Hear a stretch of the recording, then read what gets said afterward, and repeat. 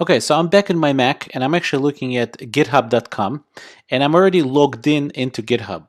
So the first thing we're going to do is we're going to go over how to create your own repository on GitHub and then how to turn that repository into something you could store your code and your website code in and then have that same repository turn around and host your website for you. As part of this demonstration, I'm obviously going to use some git commands in order to commit, in order to save, and in order to upload our code that is locally in our machine to github.com. Now, I highly encourage you to actually learn Git pretty in depth. I'm not going to have a whole course here in just a lecture or so on Git. I will, however, give you enough of the commands so you'll be able to be functional.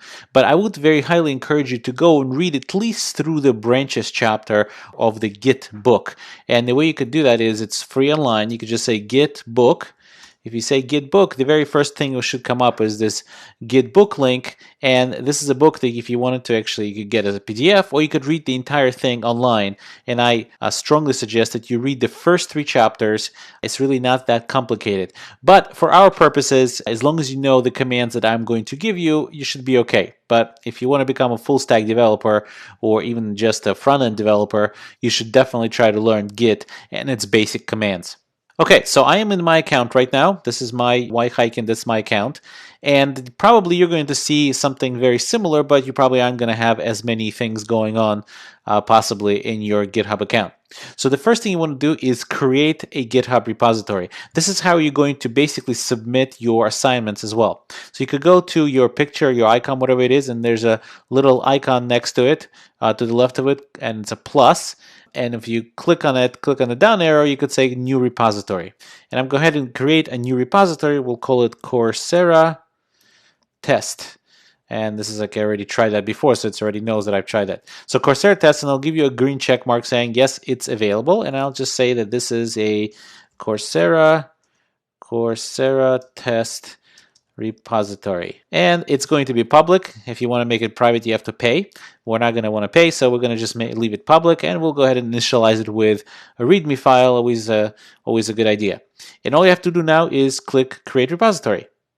Let's go ahead and do that. And voila, I have my own repository ready to go. So once I have this repository, I can start interacting with it not only online here, but also through my command line prompt and upload code to this repository. But before we do any of that, let's prepare this repository to host our actual website to the outside world. In order to do that, we have to do a couple of special things. Number one is we have to go to settings. We'll go ahead and go right here on the top right. We'll click on settings. And if we scroll down, you'll see here GitHub Pages, automatic page generator. Basically, it says create a beautiful website or site for your project with our automatic GitHub Pages generator. Okay, so all you really have to do is click this button, Launch Automatic Page Generator. And it doesn't really matter what this says. You could certainly customize that later. You could scroll down all the way down and say Continue to Layouts. And by default, it's going to give you this pretty neat layout, actually. And you don't have to even check it out. You could just click Publish Page. So the layout is not really what we're after. So once we're done with that, you'll see here that your project has been created at HTTP, and you'll see your username, your GitHub username, and then the URL is github.io/Coursera test. That's where your page is located. So if I go right now and copy this link right here, and we'll go to a new tab, you're really going to see the entire website that we just saw right here, right? And it's all pre-filled for you already.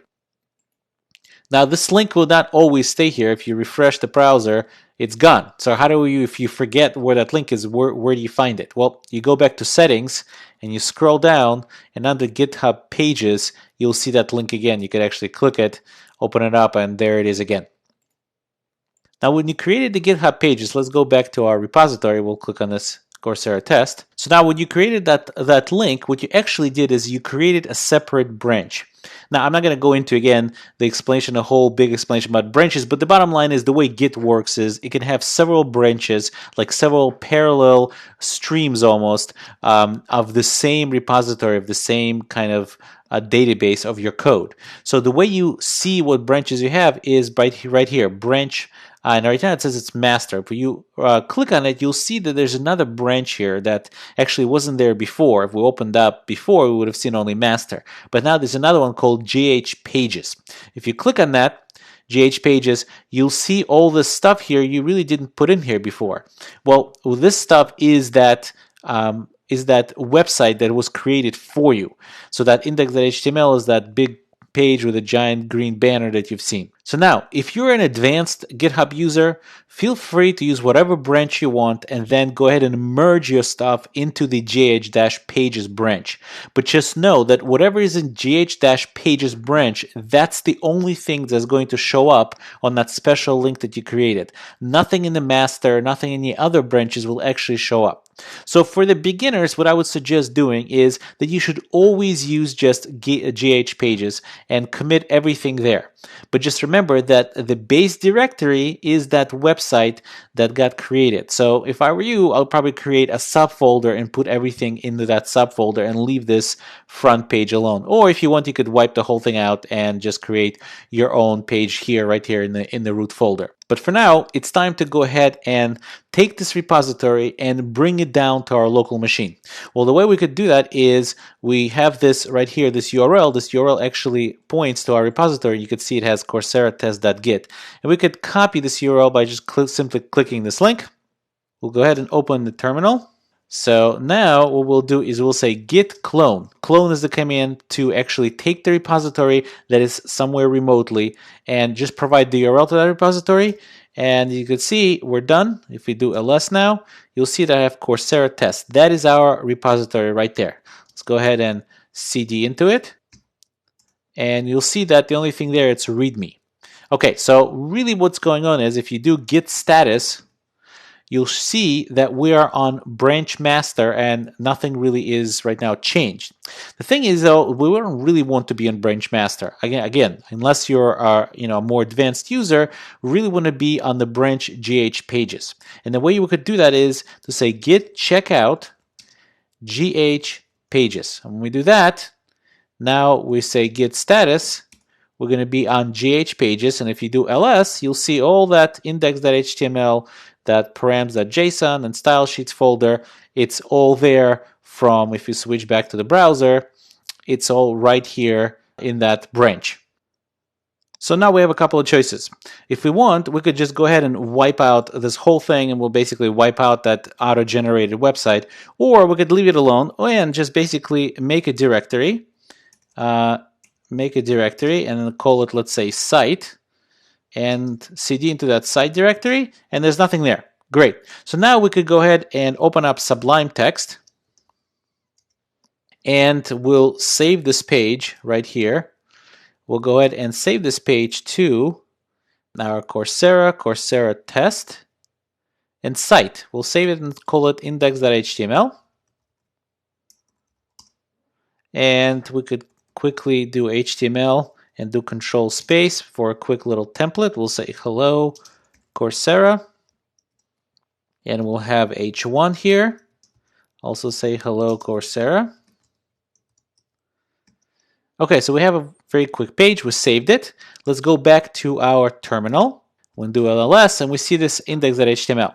So now to check what's going on in our local Git, we'll say git status again, and we'll see that actually /, and that's because we're inside the site directory. We say that / is not actually committed at all. Well, we could go one directory up, and then we'll do git status, and that'll tell you that the site directory is not even committed, and it's not even marked to be committed. So the way Git works, in order to be committed into kind of your code database, which actually resides locally in your machine, it is not the remote one, not the GitHub, but the local on your machine, is you first have to mark something for committing. The way you mark something for committing is you say git add, and then you say what it is you want to commit, or that is you want to mark for committing. At this point, I'll just say dot, and we'll just include everything in my local folder. And that's done. I'll say git status again, and you'll see now what's marked to be committed is that new file site/index.html. And once again, we haven't committed anything yet. We just marked it to be committed. Well, in order to actually commit it, we'll say git commit. We'll say -m, which is required for message, and we'll give it a message. Imagine say my first page. And we'll press enter, and we're done. And the only thing we need to do now is actually put this into our remote, meaning into our GitHub, into our remote repository. Right now, everything is sitting in the local repository. And if we say git status again, you'll see that everything is great, except it will tell you that your branch, meaning this origin.gh pages, don't worry about this origin thing, just ignore it for now, but gh pages is ahead by one commit, meaning our local version of our repository with all of our code is actually ahead of the one that is remote, which is our GitHub repository. So the way we actually do it, it actually tells you right here, is just issue a git push, meaning we'll take our repository, take our database of our code, and we'll push it to the remote database, which is residing at github.com. So we'll go ahead and say git push. And at this point, after we enter, your machine might ask you for username and password for GitHub. My machine has it already entered automatically, and you could look up on the web how to do that so it doesn't ask you again. But we'll say git push, and it should give you something like this. We'll tell you something about the fact that it wrote into this repository, and you'll see GH pages, our local GH pages on our local machine has been transferred to the remote one, GH pages. Okay, so now if we switch to our browser and we'll refresh this page, you'll see that this site folder showed up here. If we click inside of it, you'll see the index.html. Well, let's see if it actually works. We'll go to settings again, because I don't remember this URL anymore. And we'll click on this URL, open up in a separate tab. And what we see here is that page made by GitHub for you. But remember that right underneath that folder is that folder called site. And if we say site slash, here's our page, hello Coursera. That's the page that we made. And the reason I don't actually have to specify index.html page itself is because most servers, when you say slash, they will default to index.html. So I don't have to explicitly say it. And clearly GitHub server is one of those servers. And the truth is, most servers out there actually do this. And if we created any more subfolders here, we could certainly specify them. And if you wanted to, for example, do assignments for different modules, and you could say module 1 assignment / something and so on. And this is the way for you to be able to submit your assignments to us to be graded. And then you could continue making your changes. So we'll go ahead and open up Sublime. We could make another change. Hello, Coursera. It's a great course. We'll save it again. We'll go back to our command line. We'll say git status. And you'll see that now we have a modified page. Well, again, we haven't really marked it to be committed yet. If we're done editing it, we could go ahead and say git add. And we could say it's explicitly if we want to. Or we could just say dot. It doesn't matter. And we edit it. We'll say git status again. And you'll see now it is again marked to be committed to the repository, to our local repository. Well, we'll say again git commit -m for message, and we'll say small addition to our page content. And we'll say enter. And now we've committed a change that we just made, committed that change into our local Git repository. But our remote repository doesn't know anything about this. So in fact, if we switch the browser and we'll refresh, it's still the same. Well, the reason it's still the same is because nothing really has been uploaded to GitHub yet. And if we do git status, it will tell us again that our local branch, the GH pages, is ahead of the remote one by one commit because we committed something already. And we can have more than one commit here. We can have more than one commit, and then at some point we'll go ahead and upload it or publish our changes to our repository. So we'll say git push to publish our changes. And we're done. So if we switch to the browser and refresh, it might take a little bit, but eventually this will happen. So something probably got cached. Here we go. It just takes a little bit for it to propagate from its repository to its website. So it took a few seconds, but it's here. Okay, so there's clearly many other commands that you could use. For example, you could use git pull if somebody else changed your repository. Let's say you're collaborating with somebody and somebody updated something in the remote repository in the GitHub and you want to get those changes to your local machine. You'll say git space pull, and so on. And again, I encourage you to go through the first couple of 2-3 chapters of the book, and it's definitely very helpful for you to understand what's really going on with Git. However, the commands I gave you should be good enough to be able to publish your code to GitHub and at the same time publish it to GitHub pages so they could be visible to the whole world and to the rest of your peers to be able to be graded. So the next thing I would like to show you is how to use browser sync. Let's go ahead and clear our page. And we are still here inside the GitHub repository or our local folder. We'll go ahead and go inside site. And here's our index.html. So browser sync is a command you could call from the command line, and here I am, just pulled it out from my history. And basically you say browser-sync and you say start, and you want to start the browser sync, and you want to start it in server mode so it will become like a local HTTP server for you. And you could say --directory. All that will do is it will actually give you a directory listing of the folder you're sitting in right now, which is in this case is the folder called site.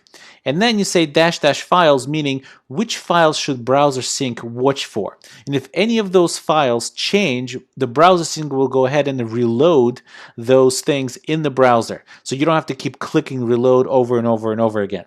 So in this case, we said star, I want to reload everything. No matter what changes, I want those changes reloaded right away. So I'll go ahead and start it. And once I start that, it will go ahead and open up a browser window for me. And in this case, you see it's localhost port 3000. And since we did --directory, it's showing me the directory listing of that folder, which is right now is the site folder. So I could click on index right here, and I could see that it's connected to browser sync. And here's this, it's a great course. So now what would be really neat is if I could now pull this aside for a second and open up my Sublime Text and just show you what happens when you actually edit this. So now I could go ahead and say, you know what, let me remove this, and I'll remove it. And the second I save it, take a look at what happens when I save the file.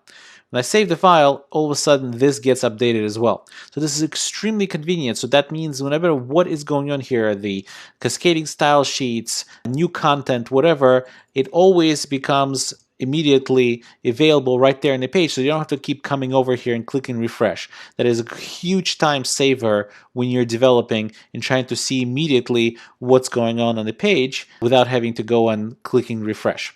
So that's browser sync. It actually has a million other options, and I encourage you to go on their website, Google for browser sync, and you'll see all the options that it has. It's a great development helper tool, so hopefully you will put it to good use.